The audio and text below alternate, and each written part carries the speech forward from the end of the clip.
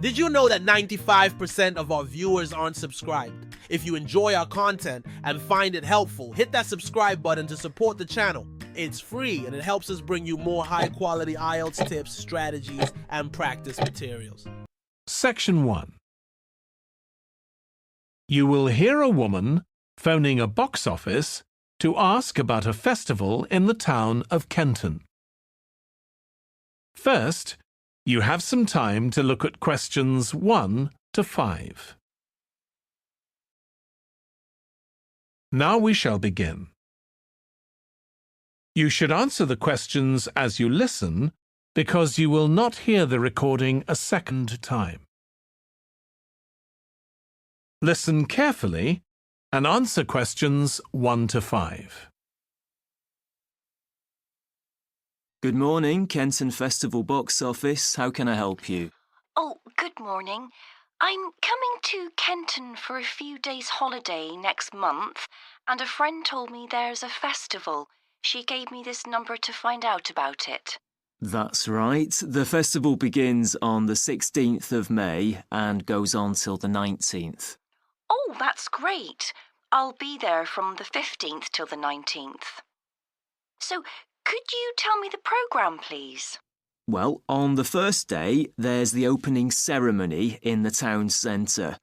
People start gathering around 2 o'clock to get a good place to see from, and the events will start at 2:45 and finish about 5:30. OK, thanks. I'll make sure I get there early to get a good spot. The festival will be officially opened by the mayor. He'll just speak for a few minutes, welcoming everyone to the festival. All the town councillors will be there, and, of course, lots of other people. Right. Then there'll be a performance by a band. Most years we have a children's choir, but this year the local army cadets offered to perform, and they're very good. Uh-huh. After that, a community group from the town will perform a play they've written themselves, just a short one. It's about Helen Tungate. I don't know if you've heard of her. I certainly have. She was a scientist years ago. That's right. She was born in Kenton exactly 100 years ago, so we're celebrating her centenary. I'm a biologist, so I've always been interested in her. I didn't realise she came from Kenton. Yes.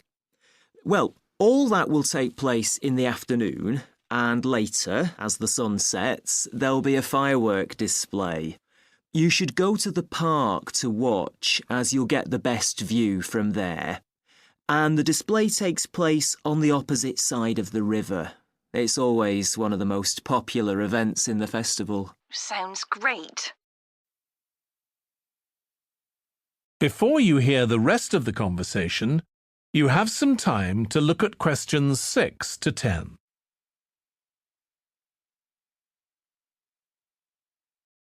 Now listen and answer questions 6 to 10. And what's happening on the other days? There are several events that go on the whole time.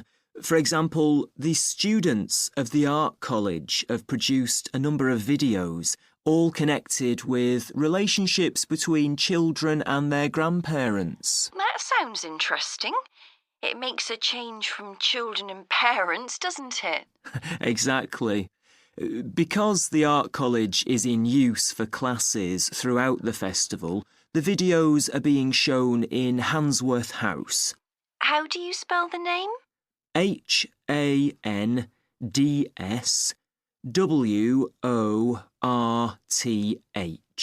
Handsworth House. It's close to the town hall. Right. Now, let me see, what else can I tell you about? Are there any displays of ballet dancing? I'm particularly interested in that, as I do it as a hobby. There isn't any ballet, I'm afraid, but there'll be a demonstration of traditional dances from all round the country. Well, that'd be nice. Where's that being held? It's in the market in the town centre. The outdoor one, not the covered market. and it's on at 2 and 5 every afternoon of the festival, apart from the first day. Lovely. I'm interested in all kinds of dancing, so I'm sure I'll enjoy that. I'm sure you will. And I'd really like to go to some concerts, if there are any. Yes, there are several. 3 performed by professionals and 1 by local children. And where is it being held? It's in the library, which is in Park Street. On the 18th at 6:30 in the evening. I presume I'll need tickets for that. Yes, you can book online, or you can buy them when you arrive in Kenton, either at the festival box office or from any shops displaying our logo in the windows. Well, I think that'll keep me busy for the whole of my stay in Kenton. Thank you so much for all your help. You're welcome. I hope you enjoy your stay. Thank you. Goodbye. That is the end of section 1. You now have half a minute to check your answers.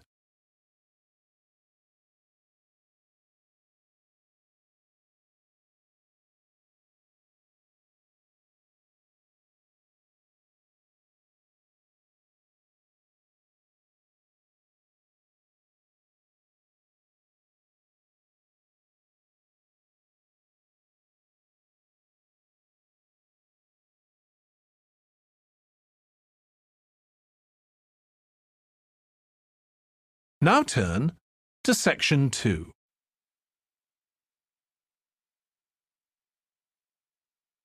Section 2. You will hear a man talking to a group of people about a tour of theatres in the city of Munich in Germany that he has arranged for them. First, you have some time to look at questions 11 to 15. Now listen carefully and answer questions 11 to 15. Right. I've now almost succeeded in finalising plans for our tour, so I'll bring you up to date with what I know. As you know, we're flying first to Munich on Monday the 4th. The flight is at 11:30. So it's too early to have lunch at the airport. I suggest we meet there for coffee at 10, which should give us plenty of time for breakfast before we leave home. When we arrive in Munich, we'll be met at the airport by Klaus Bauer. Klaus works for a tour operator, and he'll look after us for the time we'll be in Germany. He's already liaised with the managers of the theatres we're going to visit, and he's also arranged for an officer of the National Theatre in Munich to show us round the theatre one afternoon during our stay. Now, last time we discussed this trip, I didn't have the precise cost for hotel rooms, but now I have. The normal rate at the hotel where we're staying is €150 a night for a double room. I'd hoped to get that down to €120, but in fact I've been able to negotiate a rate of €110. That'll be reflected in the final payment, which you'll need to make by the end of this week. On Tuesday, the day after our arrival, I had hoped we could sit in on a rehearsal at one of the theatres, but unfortunately that's proved very difficult to arrange. So instead, we'll have a coach trip to one of the amazing castles in the mountains south of Munich. On Tuesday evening, we'll all have dinner together in a restaurant near our hotel. From talking to you all about your preferences, it was clear that a typical local restaurant would be too meat-oriented for some of you. Some of you suggested an Italian restaurant, but I must confess that I decided to book a Lebanese one, as we have plenty of opportunities to go to an Italian restaurant at home. On Wednesday afternoon, The director of the play we're going to see that evening will talk to us at the theatre. She'll describe the whole process of producing a play, including how she chose the actors, and, as the play we're going to see is a modern one, how she worked with the playwright. Before you hear the rest of the talk, you have some time to look at questions 16 to 20. Now listen and answer questions 16 to 20. Right.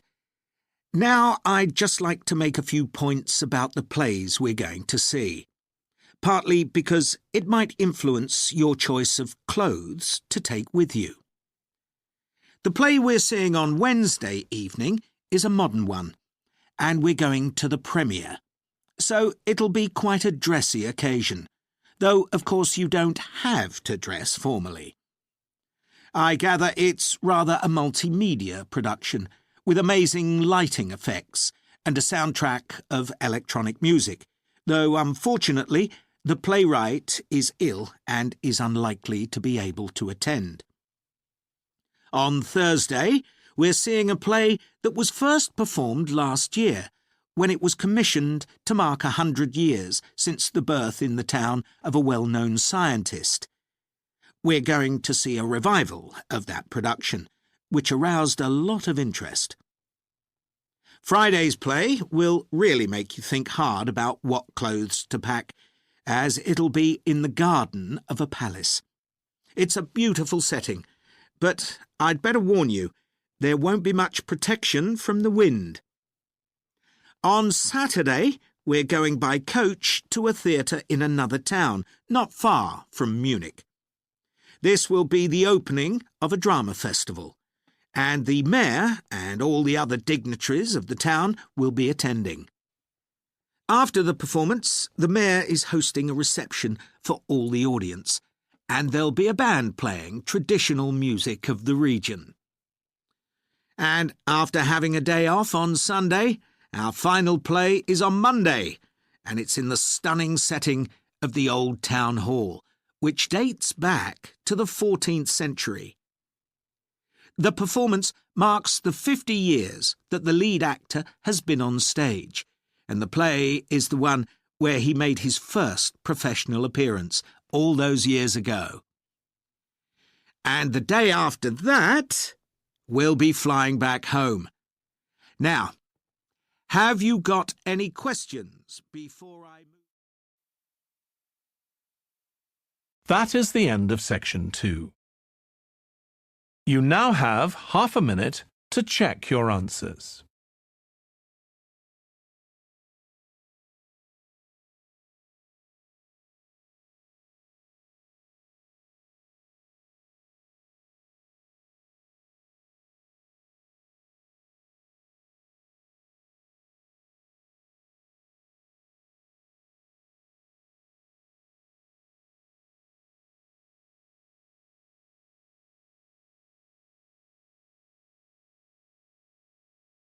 Now turn to section 3.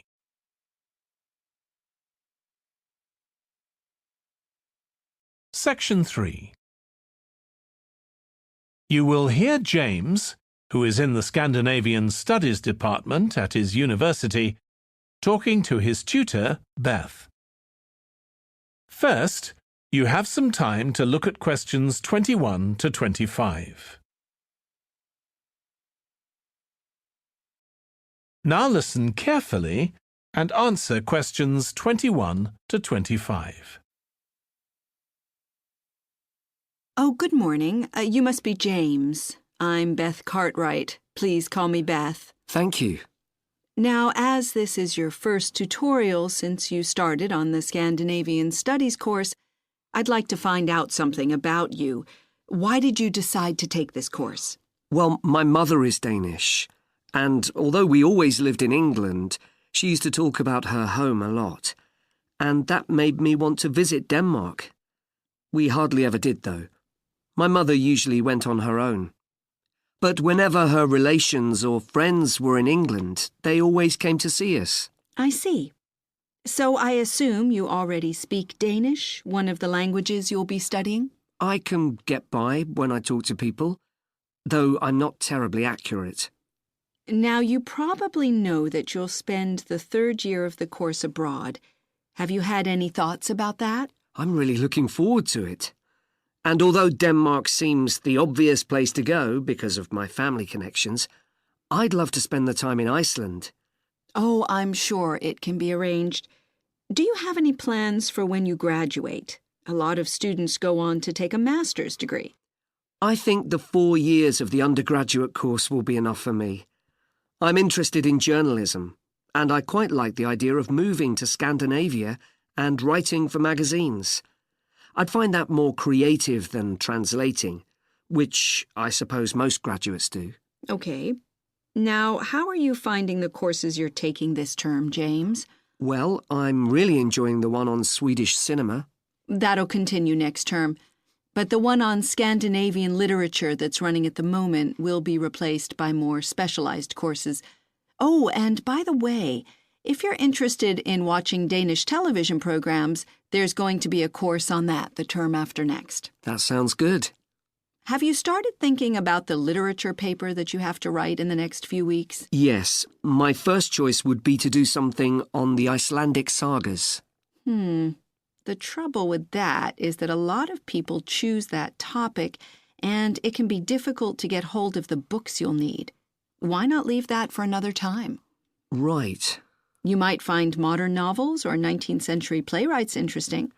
I've read or seen several plays in translation, so that would be a good idea. Fine. I'll put you down for that topic. Right, so what would you advise me to aim at in the paper? First, I suggest you avoid taking one writer and going into a great deal of detail. That approach certainly has its place, but I think you first need to get an understanding of the literature in the context of the society in which it was produced, who it was written for, how it was published, and so on. I also think that's more fruitful than placing it within the history of the genre. Okay, that sounds reasonable. Before you hear the rest of the discussion, you have some time to look at questions 26 to 30. Now listen and answer questions 26 to 30.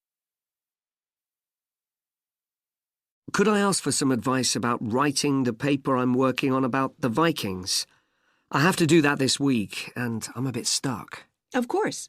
Have you decided yet what to write about? No, I haven't. There's so much that seems interesting.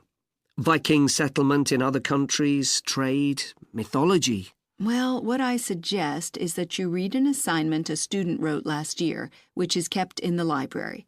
It's short and well-focused, and I'm sure you'll find it helpful. I'll give you the details in a moment. Textbooks usually cover so many topics, it can be very difficult to choose just one. Okay. I've got a DVD of the film about the Vikings that came out earlier this year. Should I watch that again? If it's the one I am thinking of, I'd ignore it. It's more fantasy than reality. But I've got a recording of a documentary that you should watch. It makes some interesting and provocative points, which I think will help you to focus your topic. Right. So then, should I work out an outline? Yes, just headings for different sections at this stage. And then you should start looking for suitable articles and books to draw on, and take notes which you organize according to those headings. I see. Then put short phrases and sentences as bullet points under each heading. Make sure that this skeleton makes sense and flows properly before writing up the paper in full. Okay.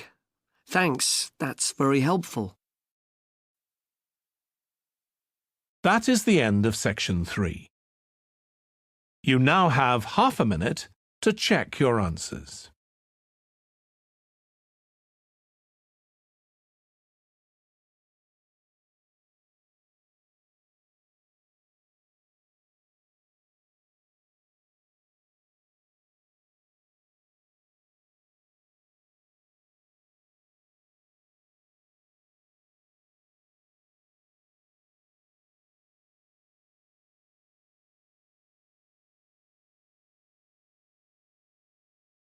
Now turn to Section 4.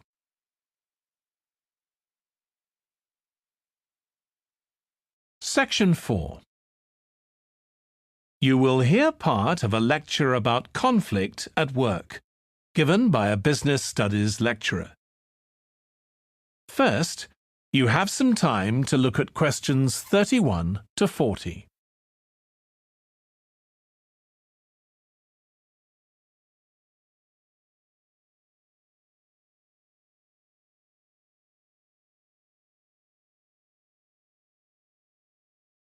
Now listen carefully and answer questions 31 to 40. Over the years, attitudes towards workers have changed considerably. After all, there was a time when workers had no rights at all and laboured in appalling conditions. Conditions have improved a lot, but conflict in the workplace is still common, and human resources managers nowadays need to be able to deal with it when necessary. What is conflict in the workplace? Definitions vary, but I'm taking it to refer to a whole range of behaviours that the victim finds unacceptable, from minor, harmless arguments to, at the opposite extreme, physical violence. Much of this is covered by the term bullying, by which I mean one or more people behaving abusively or aggressively against another who is in a weaker position. Although all behaviour like this is a form of conflict, not all conflict can be described in these terms. As with all human behaviour, there are numerous reasons for it, but often it's caused by someone who feels the need to show their superiority over someone else in order to feel that they aren't at the lowest level in a hierarchy or a group of people. In some cases, one person simply dislikes the other on the basis that the personality of one is in some way incompatible with that of the other person. A general habit of optimism in one person could make them intolerant of a colleague who's constantly pessimistic. Not that that justifies treating them badly, of course. Some conflicts arise when people are more interested in promoting themselves and their team than in the company as a whole.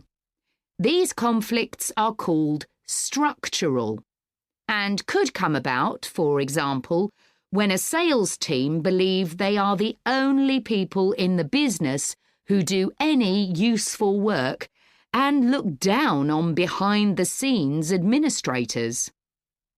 Conflict obviously affects the individuals concerned. The situation is likely to be very stressful for victims, resulting in their absence from work, possibly for months.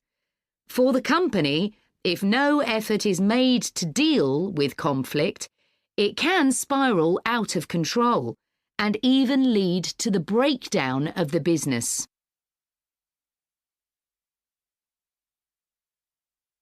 Some interesting work with chief executives, CEOs, has uncovered some of the reasons why they may treat colleagues badly.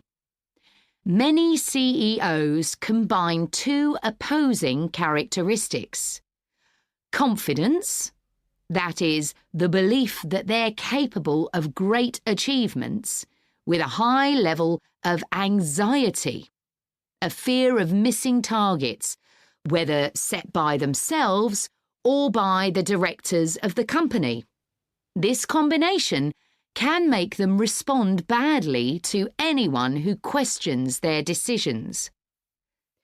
In a high-pressure work environment, such characteristics become problematic, and it's particularly difficult to tackle the situation where colleagues, managers, and board members are all trying to achieve their own visions. When they can't agree on strategic issues and on where they see the business going, there are real problems. For managers at lower levels within the organisation, it might seem that an autocratic form of management, where the chief executive gives orders and everyone else has to obey, would see more conflict than others. Interestingly, though, a company with a more democratic business model can suffer more when uncertainty about who to report to leads to conflicting demands. Now I'll say a little about dealing with the type of conflict that has harmful effects. Of course, the ideal is to prevent it arising in the first place. A good manager at any level will make efforts to earn the respect of the people they work with, particularly those who report to them. That will involve politeness in all communications and treating them as equals who happen to have a different role within the organisation. Sometimes, of course, conflict does occur and can get out of hand. In such cases, the Human Resources Department often gets involved. However, if one of the parties in a conflict sees human resources as simply a mouthpiece for the chief executive, then an external mediator might be able to help. By talking to both sides and trying to find the truth of what's been happening, they can build a clear picture of the situation and give feedback that both sides will accept, precisely because they're independent. That is the end of section 4. You now have half a minute to check your answers.